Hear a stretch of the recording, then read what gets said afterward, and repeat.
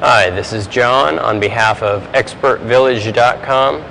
In this video clip, I will be taking you through step 6 in our procedure for replacing a flat tire. The next thing that we need to do is lower the car down onto our spare tire, and we're going to follow the same procedures as we did for raising it. We're going to go ahead and lower our emergency jack here, and as we continue to get it a little bit lower, the tire is going to start to touch the ground.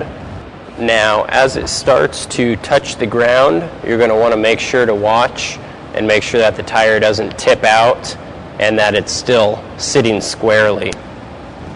Go ahead and continue lowering your jack until your tire just hits the ground where it won't roll anymore in the air.